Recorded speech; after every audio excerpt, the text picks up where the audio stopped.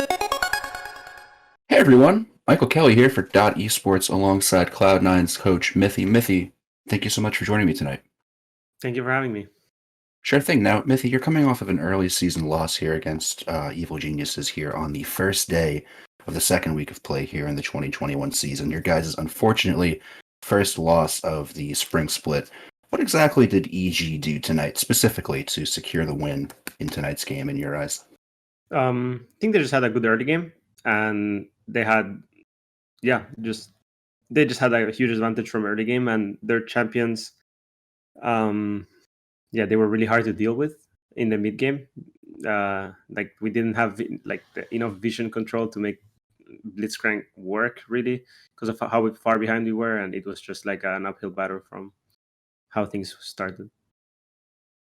No, for sure. And I think the biggest thing that stands out to me is the roster's, I guess, early season up and down balance marks thus far. You've had some really high highs, and you've also lost a couple of games, even dating back to the lock-in, losing a couple against EG, Team Liquid, so on. How can we kind of see this Cloud9 roster start to balance things out and become more consistent as the season goes on? Well, I think realistically speaking, it was a new patch today, which means that red side has is very unfavored in the sense that um, you don't know what to expect. Like it's really hard. It's not the same when you had like locked bounce on blue, or not really locked, but at least you sort of expected what the other team would do. You had locked bounce on red. You sort of knew the meta and what was going on. Um, this time around, we were not as prepared, and in a best of one setting, that usually turns out to be that there's never a straight, like you were mentioning, like win percentage, because usually if a team is like slightly evenly matched, they will drop games in best of ones with the patches coming in and out. So yeah, I think that's generally what happened. It's a time for us to sort of rethink on the meta, and also to just study like what went wrong early for us, and like what we want to improve for the next few days and for the next weeks. Yeah. Definitely. And I think as long as we're talking about consistency, it's hard to not talk about the reuniting of yourself and Zven here. The two of you have an extensive history dating back 5, 6 years, even longer than that in some cases. What has it been like to reunite with him specifically, but this time on a player coach standpoint?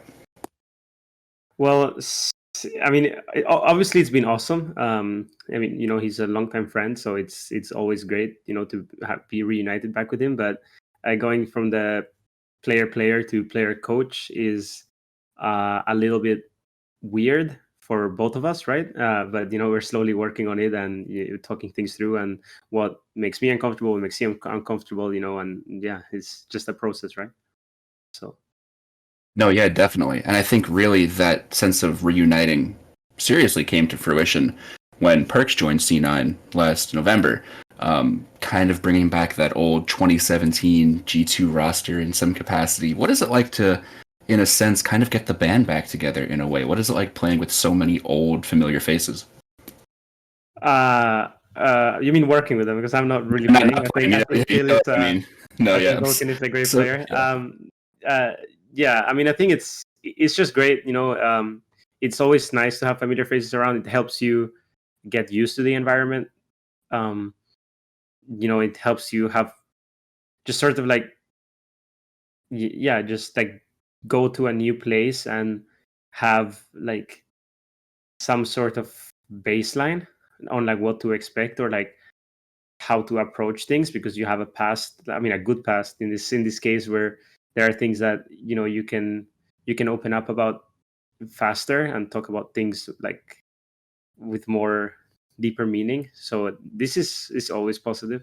So overall, yeah, I mean, I think it's as expected, like it's a very positive thing for me, at least. Definitely. And you mentioned Vulcan, you mentioned the players you've inherited here.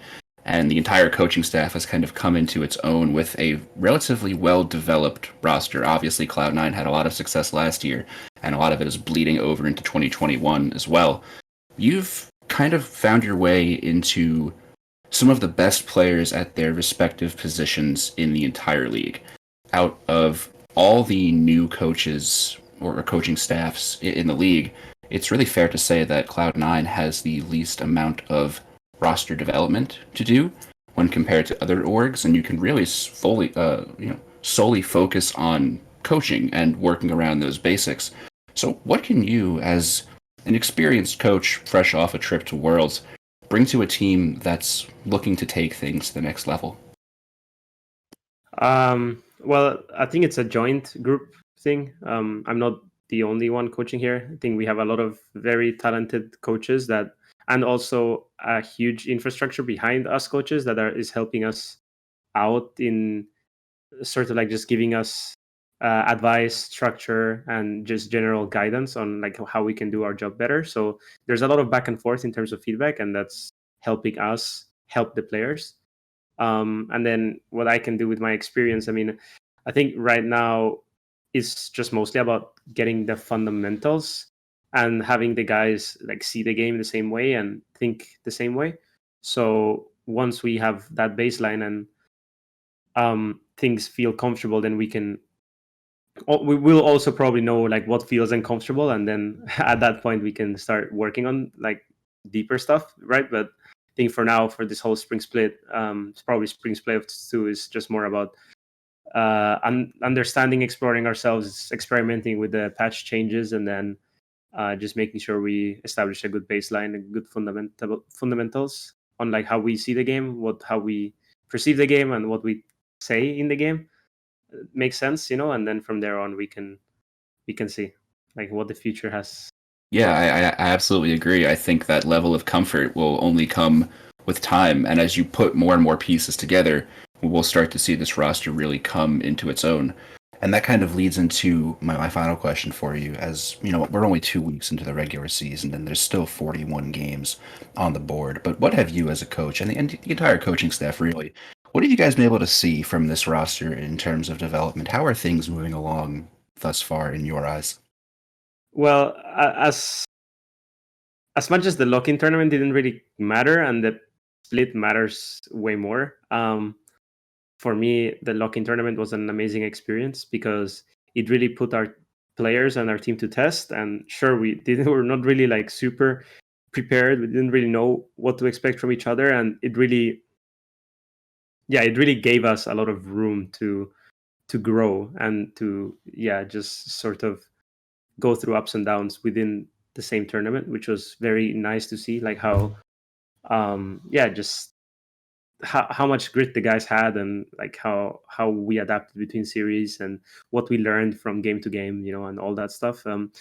The split is a bit harder, like I mentioned earlier, like there was a patch last week, we're playing a new patch, we don't know what to expect, we're playing a best of one, we can't even adapt in the game, so we just go in here, do our thing. It sucks that we lose, but I think the most important thing is that we stay focused on the process and just take these games as it's like a school test, where you see how you're doing at the end of the week, sort of thing, and then we can just like slowly build up into the playoffs and hopefully stay on a good record, given that we might lose some games, and we probably hopefully win some more games than we lose, but we stay on a positive record and we don't have to worry too much about the best of ones, and then we can focus on the getting to Worlds, basically.